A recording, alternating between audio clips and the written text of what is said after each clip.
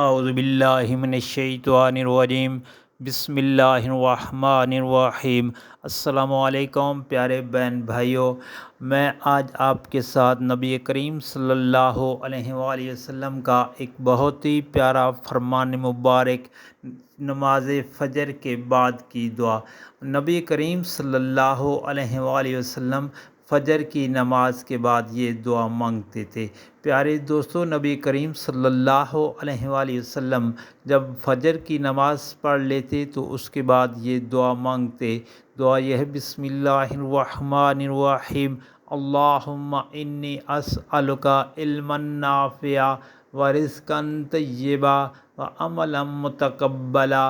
اے اللہ، میں تجھ سے نفع بخش علم، پاکیزہ روزی اور مقبول عمل کا سوال کرتا ہوں۔ پیارے بھائیوں اور بہنوں، ابن ماجہ کی حدیث شریف ہے، اور اللہ پاک سے دعا ہے ہم سب کو نبی کریم صلی اللہ علیہ وآلہ وسلم کے فرمان پر عمل کی توفیق عطا فرمائے، آمین یا رب العالمین۔ اور آپ سے گزارش ہے ویڈیو کو آگے لازمی شیئر کریں تاکہ ہر کسی کا بھلا ہو۔ اللہ پاک آپ پر رحم فرمائے، آمین۔